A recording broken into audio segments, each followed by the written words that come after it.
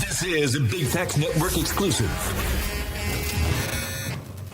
I've been from the South Bronx my entire life. Grew up in the projects, 166, 10 and a half Forest Projects, same projects Joe from. So I pretty much grew up under Joe, you know what I mean? Fat Joe. Fat Joe, yup. My mother discovered I knew how to sing when I was 5. So I started singing a lot of Spanish music when I was a kid. Got the opportunity to sing with a lot of the greats like Celia Cruz, Tito Puente, Eddie Santiago in the salsa community. So when I got into Forest Projects, I discovered a whole new different sound, which was hip hop and R&B. Right. You know what I mean? I discovered like Mary J and Jodeci and those kind of sounds, you know? And so while I would sneak out in the projects, I met some of the original members a Terror Squad. This guy that was, you know, part of their team and all that, and he was popular. Him being Latino like I was and being popular amongst the hip-hop community, and me already trying to be a part of it and knowing how to sing and just falling in love with the sound, I wanted to meet him.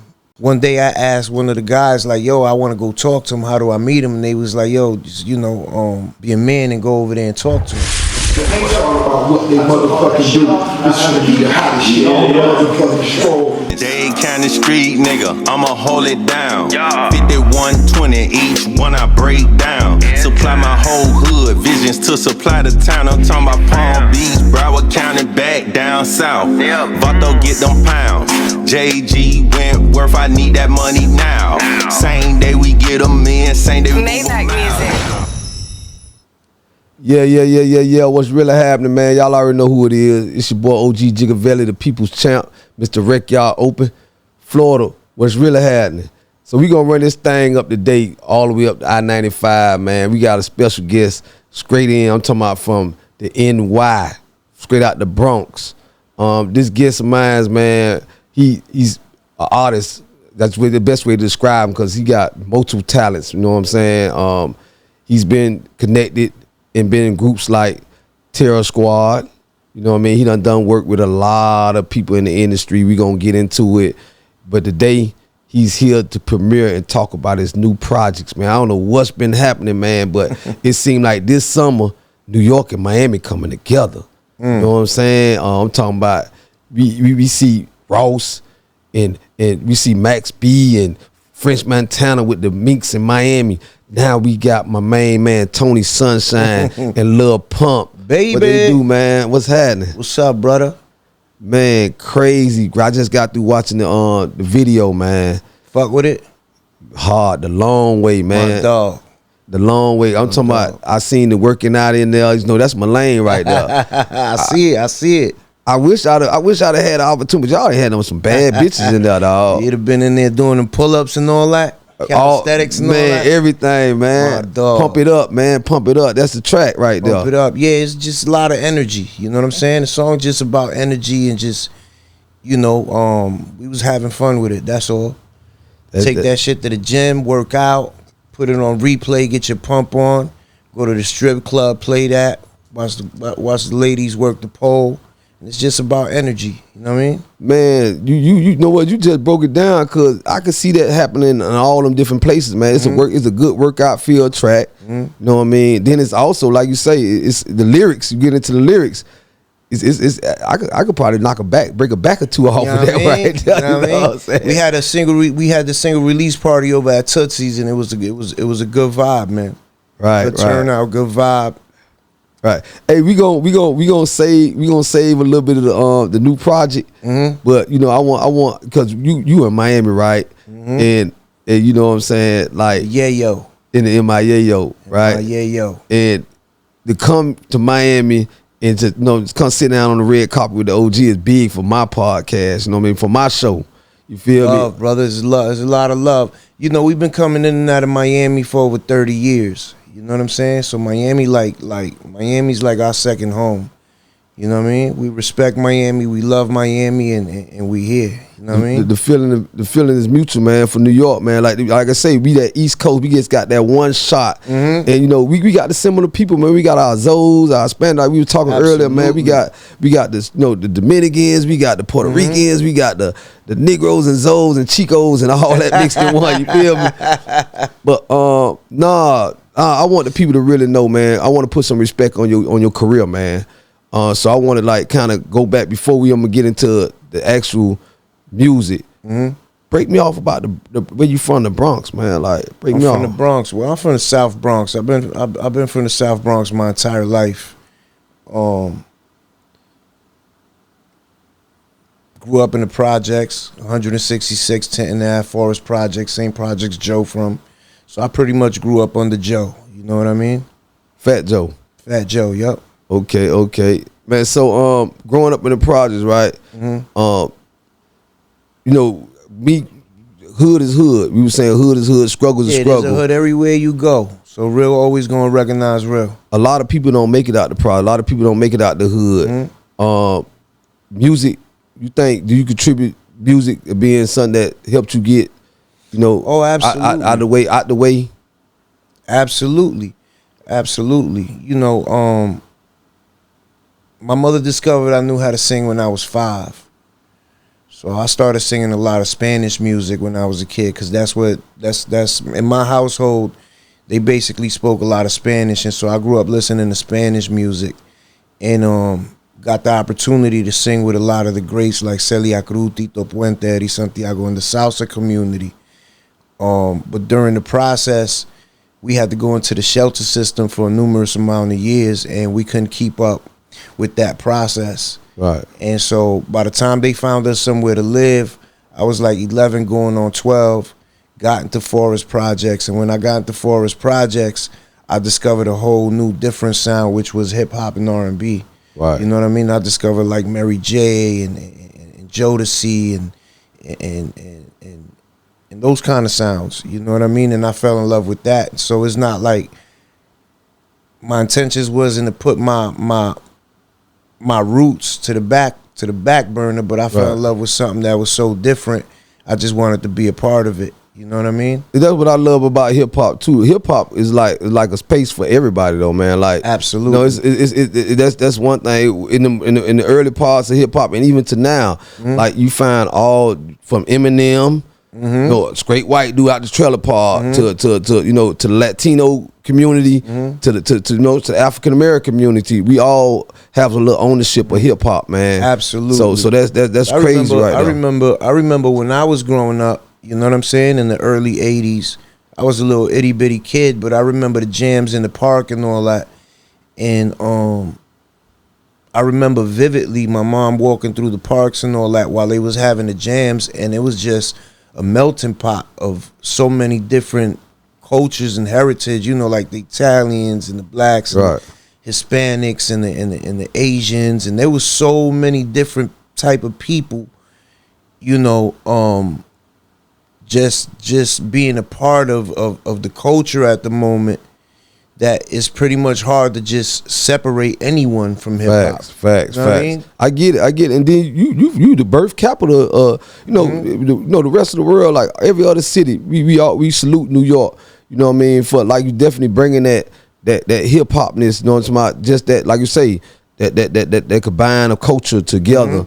On a sound. Absolutely. You know what I mean? So yeah, salute to New York for that, man. You know, but you know the South got involved, and we got our little Southern thing to it. You know, the East, the West Coast got involved with the gangsterness into it, and everybody contributed to it. Everybody played their part into cultivating the culture into what it is today. Facts. You know what I mean? Well, let's talk about early on, man. Like you in the Bronx, you run it to, you say the same place Fat Joe was from. How that? I mean, you know, y'all just how he found you, or you know, how you found him. So I moved into the projects. You know, my mom was pretty much a really strict mother, and because of all the things that was going on in the Bronx in the early '80s into the early '90s, you know, she was really afraid of what could happen. You know what I mean, or what I might pick up, or what I might, you know, start getting into. So I wasn't allowed to really come outside like that. So I would sneak out. And so while I would sneak out in the projects, I met some of the original members of Terror Squad. And, you know, through them, I heard of this guy that this guy that was, you know, part of their team and all that. And he was popular amongst the upcoming rappers and the rappers that come from the neighborhood, such as Diamond D, Lord Finesse, AG, digging in the crates and all that. And so him being Latino like I was and being popular amongst the hip-hop community, and me already trying to be a part of it and knowing how to sing and just falling in love with the sound, I wanted to meet him. And so, one day I asked one of the guys, like, yo, I want to go talk to him. How do I meet him? And they was like, yo, just, be a man and go over there and talk to him. Right. It's the only way. I'm 13 years old. You know what I mean? Wet behind the ears, fresh out the shelter system. And so I went over there and I'm like, can I sing something for you? I could sing. Can I sing something for you? He was like, yeah, I sing something. And so I sang Forever My Lady by Jodeci, and he was blown away. Right. So he tells me, yo, one of these days I come to the hood, I come snatch you up and you come ride out with me. And one of these days became the very next day he pulled up with one of the fellas, one of the original members, God bless the dead, Full Flex, told me to jump in the black MPV. I jumped in with him, and that was it. I went with him to Relativity Records, and I rode out with him to different places, Video Music Box. He took me to see High Five so I could sing for High Five, and the rest is history. Hey, I'm going to say this. Whoever gave you the advice to go to him like a man, going to him singing Jodeci, you went to him with your chest out. Yeah, the blow Jodeci, absolutely, and then be impressed for him to give you that invitation. Absolutely, you had that. You had to have something in you. Yeah, one thing I was sure of is that I knew how to sing. Right. Because growing up, that's all. I grew up a poor kid. I grew up a poor kid coming from a broken home, and so much shit was happening, and then going into the shelter system for 4 or 5 years. Singing and music is all I had. I ain't have nothing else but that. You know what I'm saying? There were no toys. I wasn't the freshest kid on the block.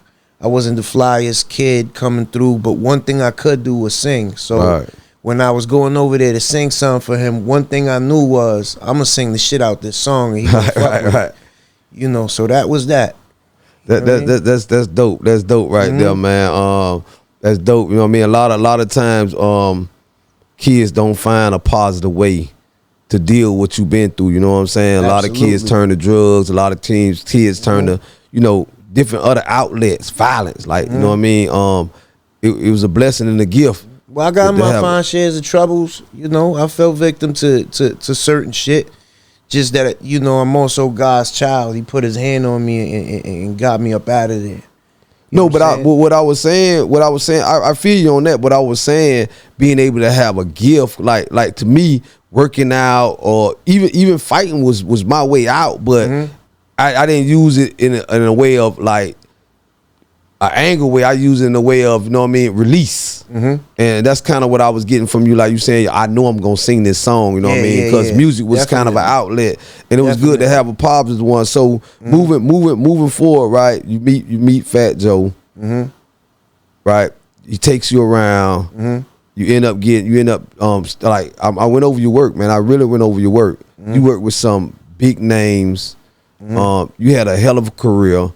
Tell me about Terror Squad. Like I know, like particularly some of your mates on there, like Remy Ma, other people that was in there. Like break me off a little bit about that atmosphere when all y'all got together. So I meet Joe when I'm 13. During the process, I'm still young. My mom ain't really trying to hear it and shit like that. So I used to get in a lot of trouble. And Joe was up and coming, and he's working on his career and putting in his work, and so he ain't got the time to hold my hand and run around and make sure that I'm doing what I need to do. And my mother wasn't really trying to hear it either, so I had to wait my turn for a while.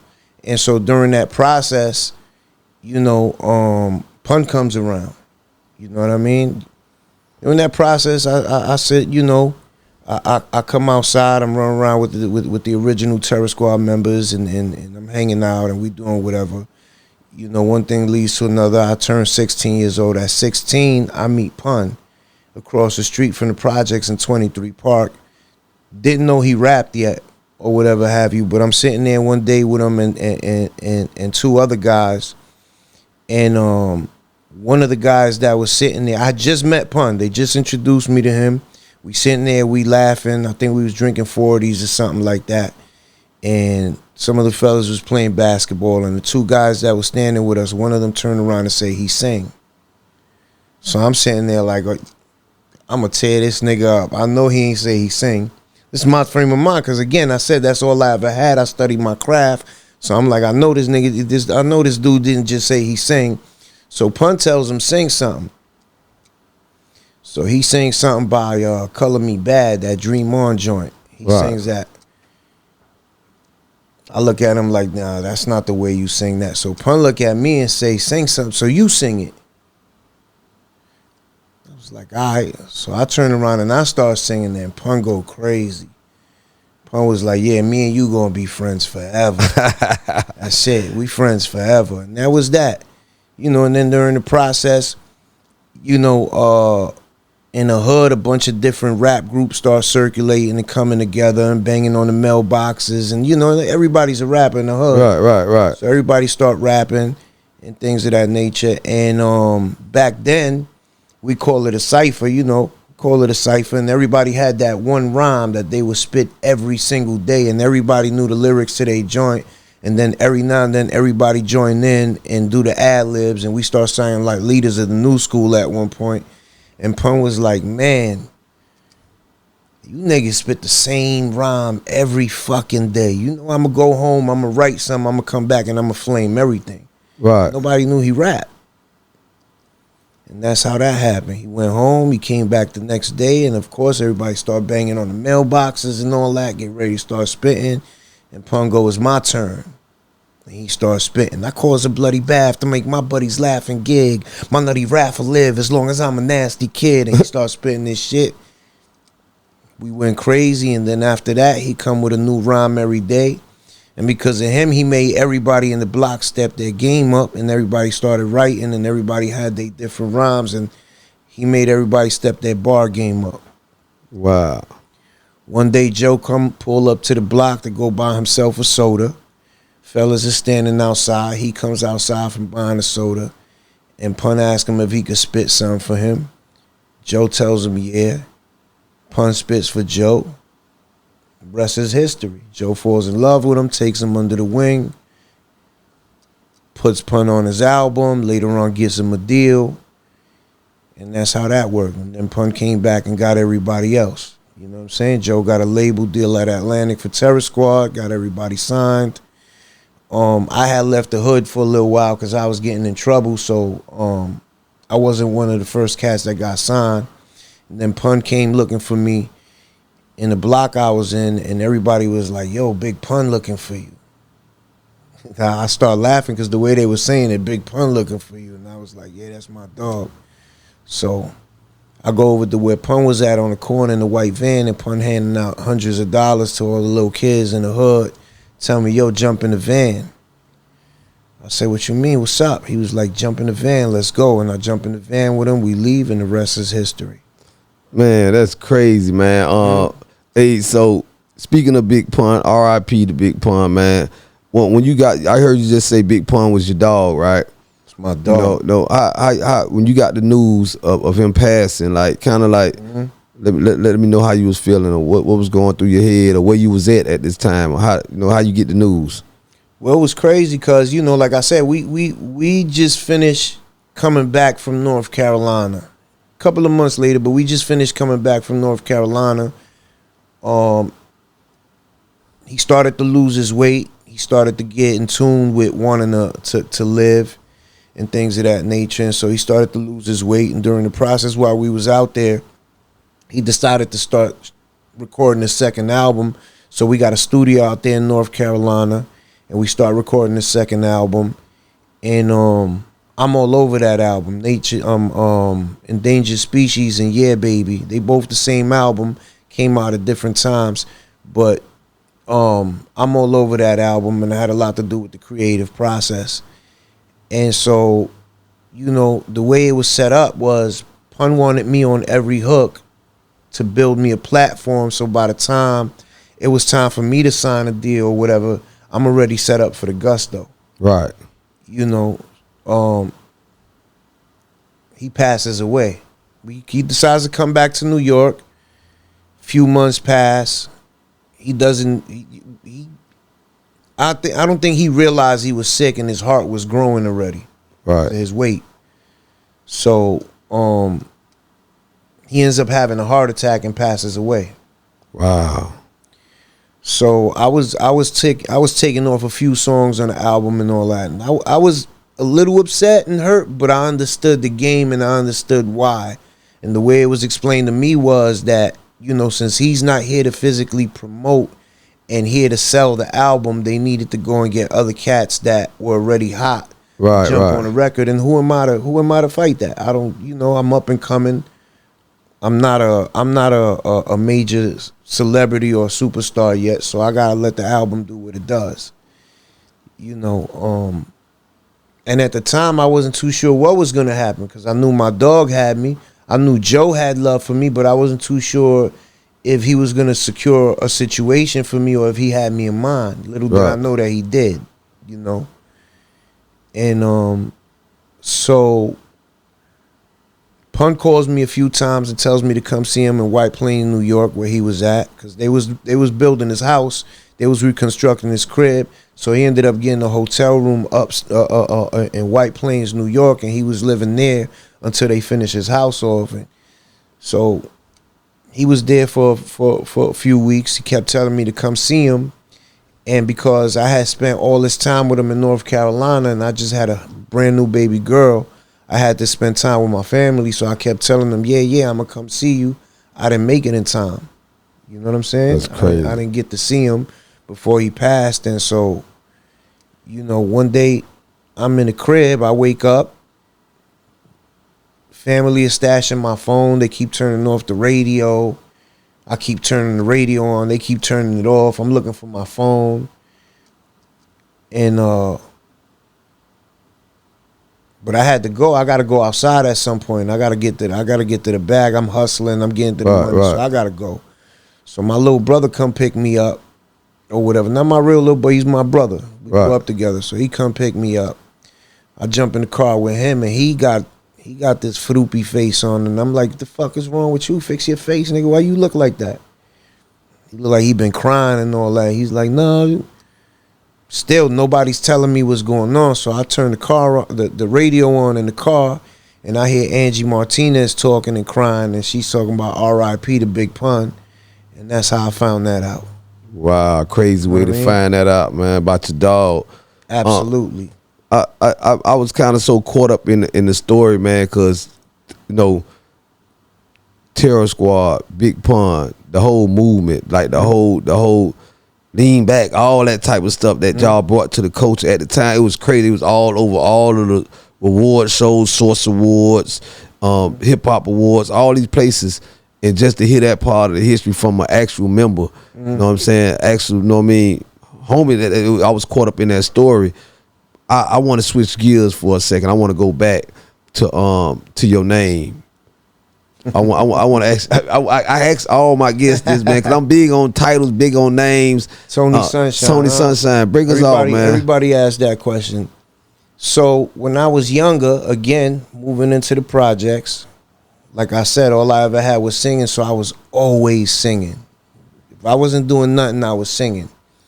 So I would go to the 8th floor. I lived on the 8th floor. I would go upstairs to the 9th floor that was close to the roof and bang on the elevator doors and start singing. And so one of the original guys, the older cats that come from the Terror Squad, Giz, caught me singing, and he asked me what my name was. I told him my name, and he was like, "Nah, I'm gonna call you R&B, because you're a little knucklehead. But R&B stand for rough brother, because you rough around the edges and all that." So that was my name for a bunch of years, R&B. Now Pun, knowing what he knew, he was like, "We can't break you into the R&B market and call you R&B. Your name can't be R&B. Yeah, so we gotta change your name." So he came up with a bunch of funny sounding names, and I was like, "Nah, that ain't it. That ain't it." So one day Source Magazine is coming to the crib to interview him. And this is when they come with the tape recorders and do the interview and all that, and then they write it down and they do the article and do the photo shoot and shit like that. And so right before they get there, he goes, "I got it. got your name. And I said, what's that? He said, Tony Sunshine. Because my name is Antonio. People used to call me Anthony. He cut it short and called me Tony Sunshine. And I hated the Sunshine part. I was like, nah, you can't call me no Sunshine. And he started laughing. He was like, yeah, all right, cool, no problem. Fast forward about an hour and a half later, Source Magazine comes in, they start interviewing him.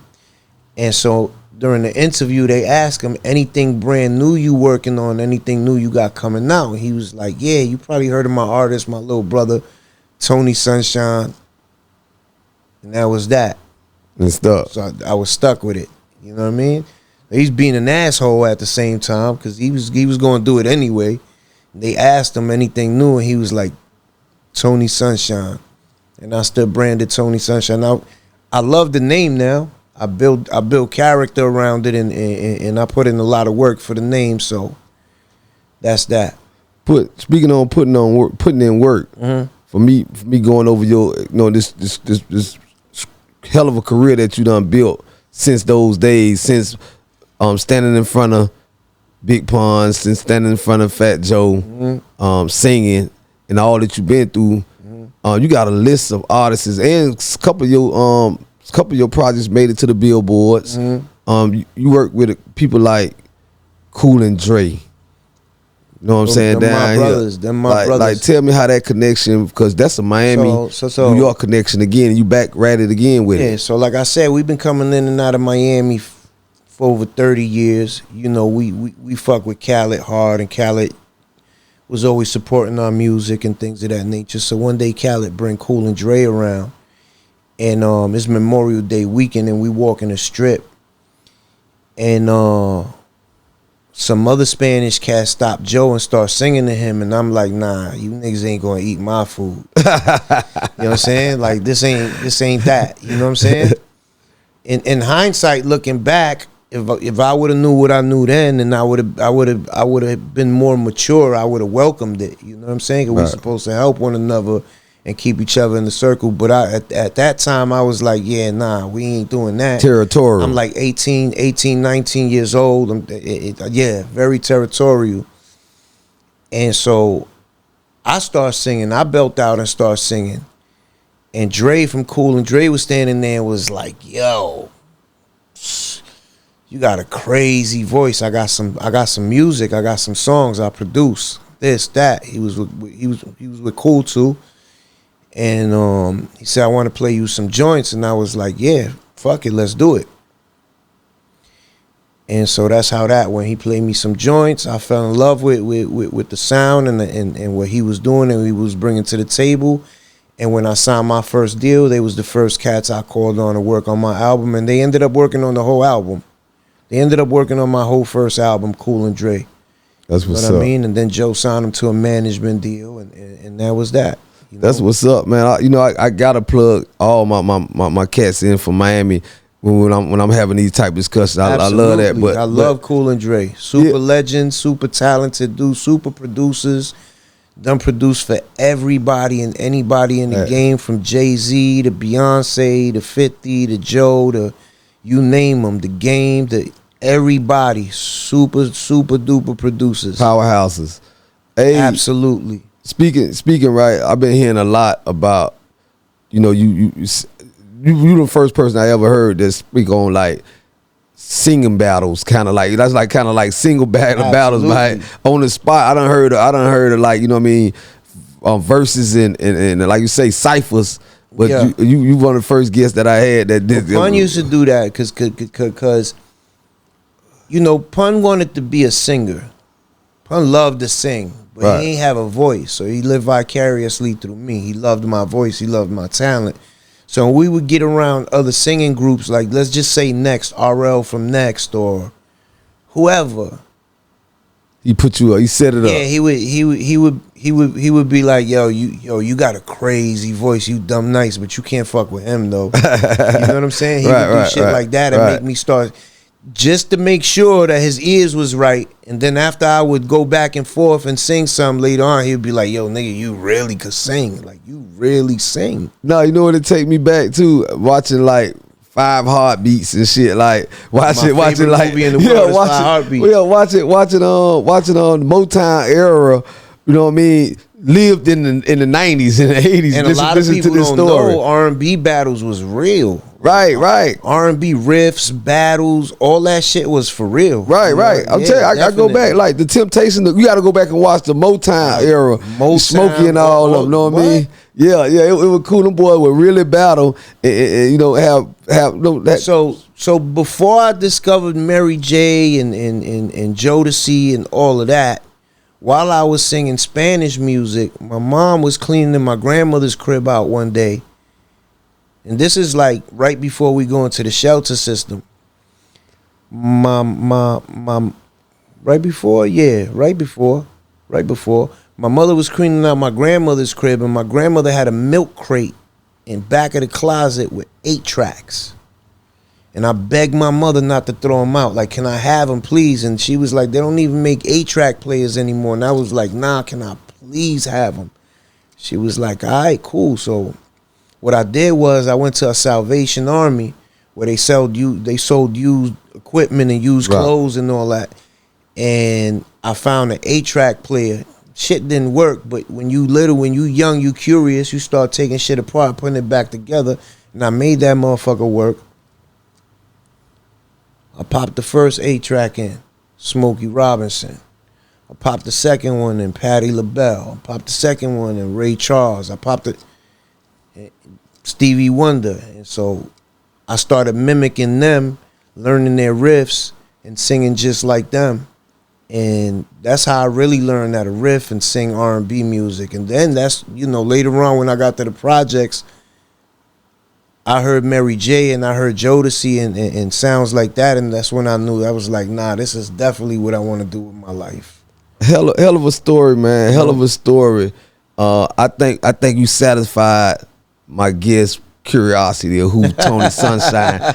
My curiosity, you know, hell of a stories, man. Like I literally was there, man. Cause this history, this hip hop history. Absolutely.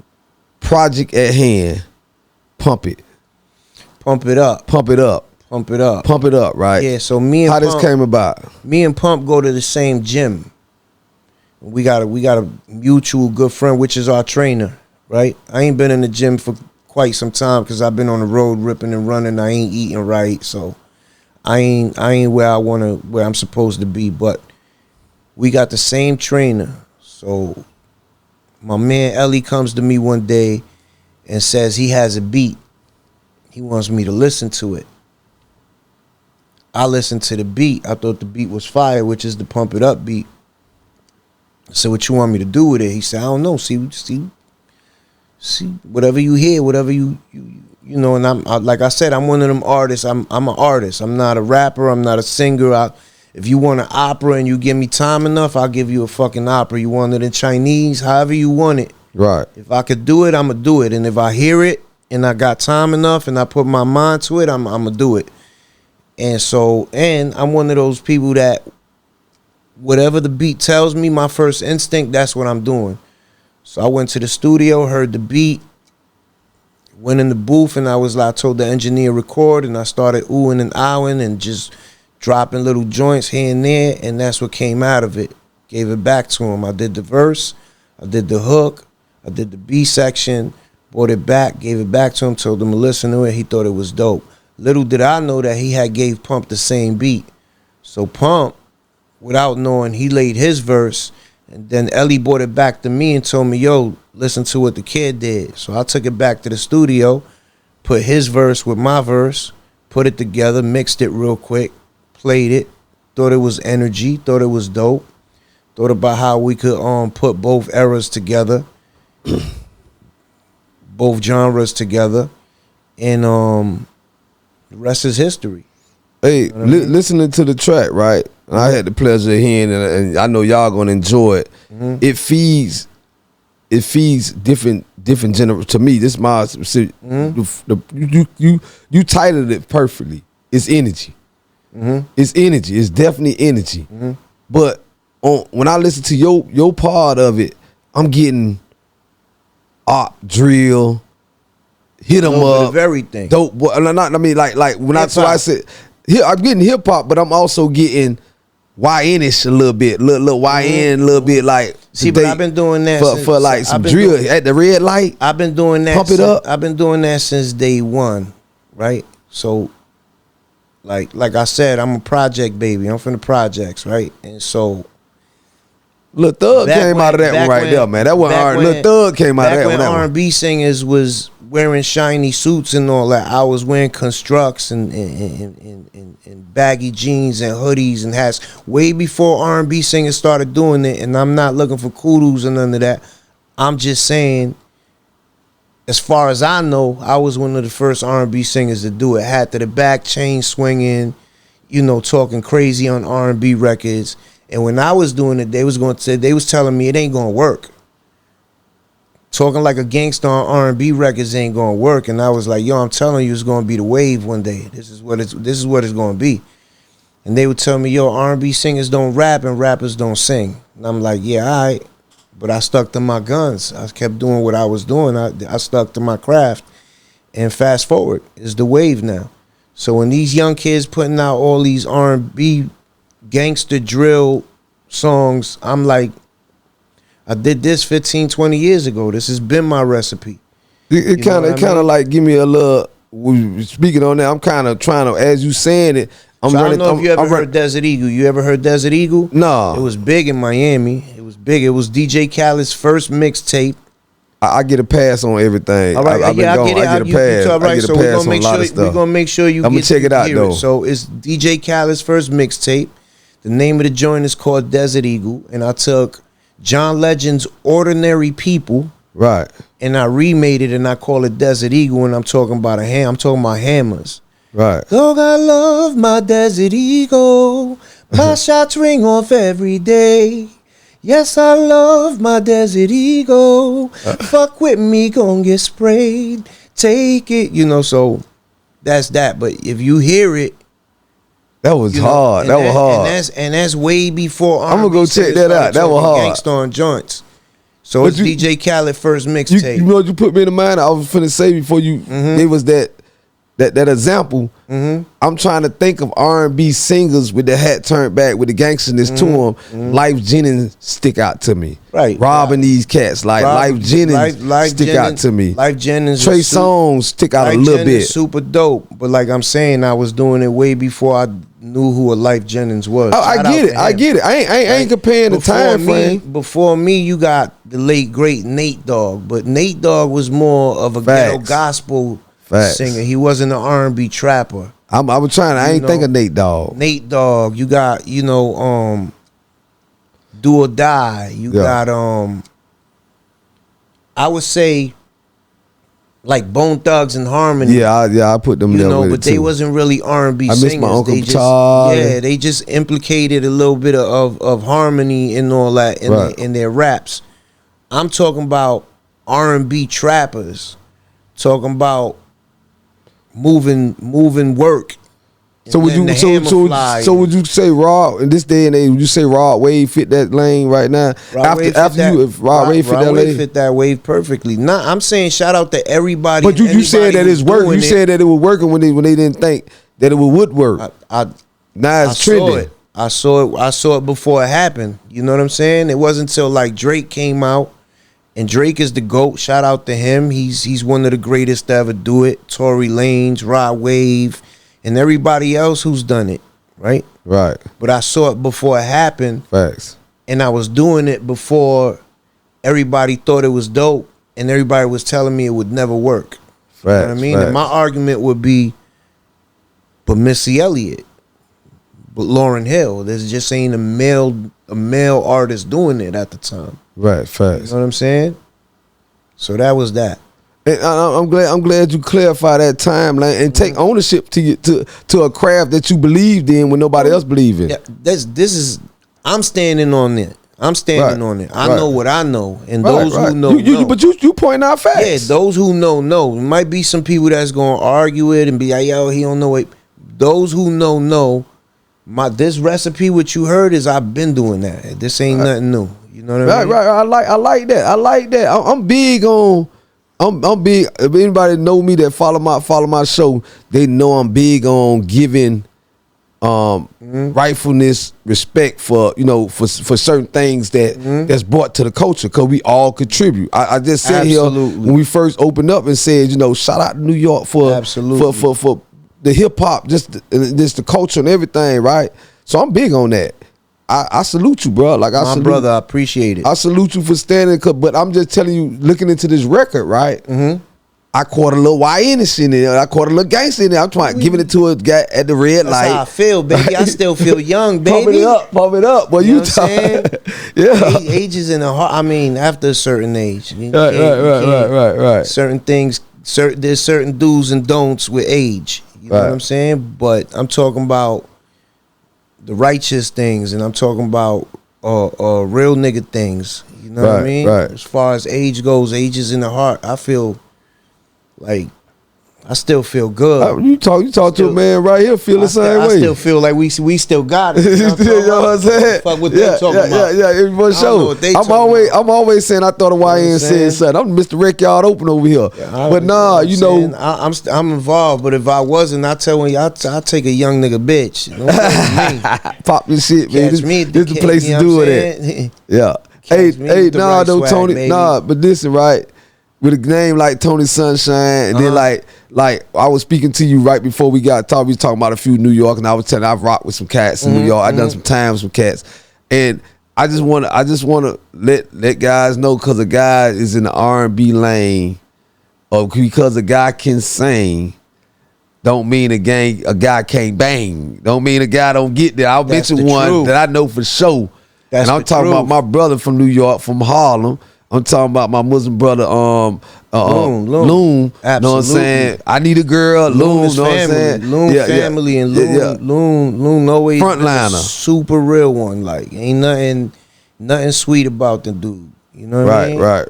Yeah, I mean, we did some time in the feds. I actually seen Loon. He told me he told me he told me OG feet on you. He explained to me about the name Loon. He was like, Loon is because I moved to New York. I'm really from the West Coast, and I was loony. I was really loony in the head, you know what I mean. So, and I seen him. I seen him get loon, right? So shout out. He's on my brother on his on his Ramadan, his Islam, doing great things, spreading the religion. I salute him. But I just want to put that cautionary stigma to rest. You know what I'm saying? Or put some cautions on that stigma that you, because a brother soft spoken, R&B. I done seen some, don't get tricked. I ain't gonna name drop or none of that, but I done seen some R&B dudes do some real things.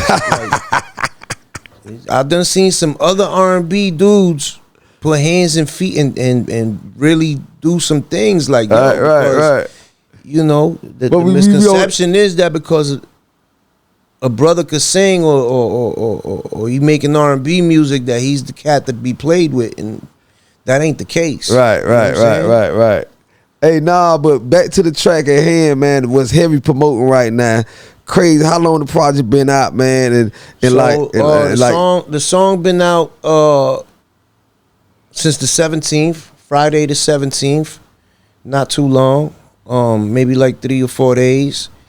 Doing really good. I think we got over 120 something stream, 120 some thousand views on Vivo and YouTube already in the last few days.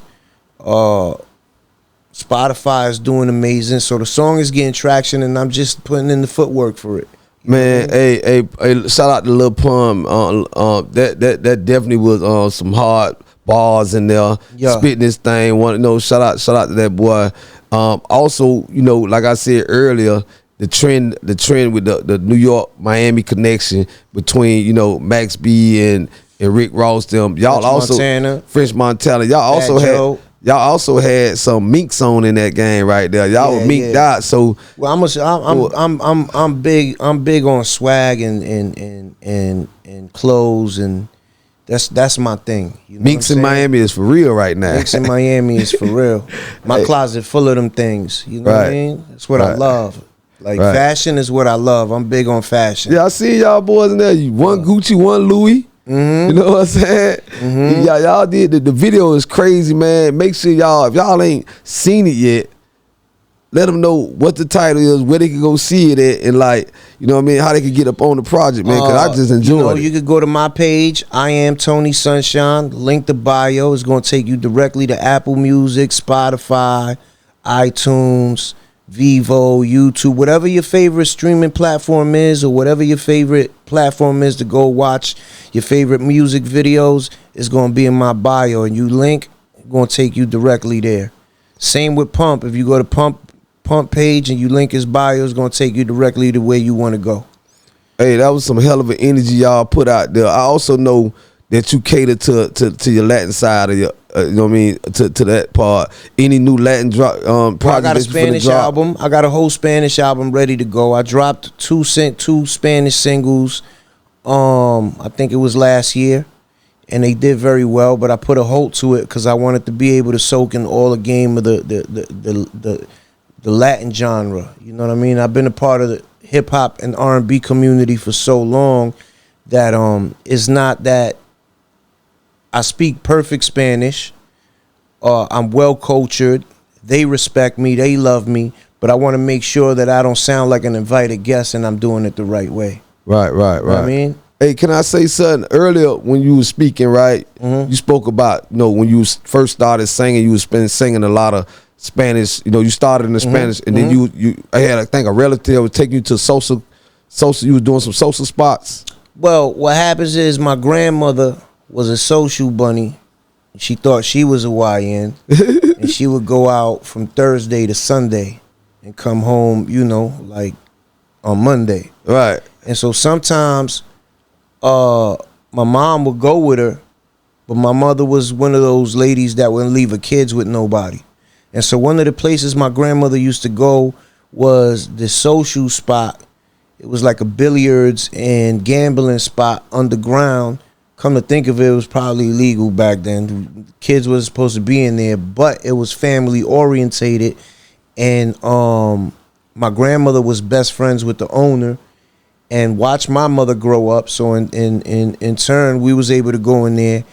And that spot that was there, a lot of bandmates, percussionists, guitar players, trombone, trumpets, this, that, for all the big Latin bands at the time, the Gran Combo, Rafi Sabatelli, Su Charanga, Eddie Santiago, Tito Puente, and all of them, which were huge, would go there. And so, like I said, my mother discovered I knew how to sing when I was 5, and I was already in love with music. That spot, they used to have a jukebox in there. And so little did I know that I was already performing, and I ain't even know it. But I wasn't trying to perform. I was just standing next to the jukebox and singing along with the jukebox. And the bandmates, and they would hear me sing. And so one day, Rafi Sabatel goes to my mother and tells my mother, yo, this kid is incredible. He's talented. You mind if we invite him to the 116 4th of July festivals in Spanish Harlem? It's going to be a bunch of big groups over there performing, and I want to put them on stage. And of course, my mother accepted. And so we did that for the first year, and then the second year, and then the third year. But by the time the fourth year came, you know, is the mid 80s, and buildings is burning down in the Bronx, and the crack epidemic, and heroin was big, and there was so much going on that, like, I'm fortunate enough that my mother was never an addict, but we was affected by the adversities that life can hand you at a time period like that. And so again, I had an abusive stepfather, and there was a lot of shit going on. So we had to go into the shelter system, and my mother couldn't afford to keep up with bringing us, you know, with the things I needed to do to be able to be a part of that. And so the rest is history, you know. No, you know, I enjoyed that, but I was also just trying to give roses to the Latin community. Absolutely. With the salsa vibe, man, because I done been to some salsa spots, right? Absolutely. And I just wanted to show some contrast to going to a African American or just a hood club Well, nowadays I'm seeing, okay, you get the group of females, they there with their girls, and you got the girls slapping on the girls' butt, and you got the guys. Like, I came home to this. I'm just telling you, like, I used to be in clubs where, you know, a dude slide up on a broad, you know, and it's a sexual, and it end up into a sexual situation. Yeah. Absolutely. Now hanging out in the club, it's like the girls, you know, They doing their own thing, guys. It's too cool for school. They standing here. You know, back in the not in a salsa club. Back in the days when we was younger, we went to the club or we went to a house party or we went by the end of the night. You got numbers. They slow it down by playing R&B or a slow song, and you know you end up slow dancing and right. You know, like you say, you end up in a situation. Right. That's how we kept the peace. Right. Right. What you expect? When we in the club all night, there's liquor involved. Dudes run around mean mugging each other or talking to somebody else's chick, and all we listening to is kill that nigga, shoot that nigga, stomp that nigga. You know what I mean? What you expect is gonna happen at the end of the night? Is the program in our mind? Nothing good. Facts. We need to. I don't know if it's ever gonna happen, but it would be nice and it would be dope if we implement that back into the game. You know what I'm saying? Where the DJ start playing some fly R&B shit at the end of the night to make sure that the exit is a good one. That Zach, I mean, that's you hear that, DJs. Add the R&B to the game again, man. Like definitely, man. Fellas we want to move. We want to go home alive. R&B is and kill some pussy. R&B is well and alive too. There's so much fire R&B music out there. Right. R&B singers is still touring the world. R&B music is doing amazing. So let's not count it out. Hey, I'm gonna shout out. I'm gonna get out of here, but I'm gonna shout out to one song that I love when they hit. Boy, shout out to Gunna with that. You gonna get fucked tonight. Like play that in the club every night, man. Absolutely. You know what I'm saying? Like, man, let's go home alive, man, and kill that back out of sight. You know what I mean? Absolutely. But nah, man, I enjoyed the sit down, man. My dog. You know, I appreciate you for you know, choosing the podcast, showing the show some love, and bringing that hot project to us first, man. You know what I mean? Absolutely, man. Absolutely, anytime. Before you go, I'm gonna extend the invitation, man. You got the green light to run all it through, because you seem like a man that's getting ready to put some full work in. Mm-hmm. Any projects or any up and coming situations that you want to shout out before we get out of here, and for those who sleeping, let them know where everything at, man. Well, like I already said, you can link my bio. I'm always putting out music. I'm always making sure I stay consistent for my fan core base. Everything ain't always gonna be for everybody, so you ain't gonna like every record, but I stay busy. I got an R&B mixtape that I'm getting ready to drop. I got the Spanish album I'm getting ready to drop, and of course we got the Lil Pump Tony Sunshine Pump It Up record out. So just link my bio. You know what I mean? Go to I Am Tony Sunshine on Instagram. Link that bio. It's going to take you wherever you want to go. Hey, man, if you like me and you like to be in the gym, pump it up, man, because it's definitely an energy, definitely a hot track. You know what I mean? It's definitely a summer, you know what I mean, summer banger going forward, man. Y'all stop hiding behind all that designer and pump it up, man. You know, let's get these South Beach bodies ready, man. You see my man came to stop in Tony Sunshine, man. Let's get back to the R&B, y'all. My dog. Salute. We just warming up, you know what I mean? Gigaveli just warming up. What they do just warming up. Ricky Rose, we just warming up.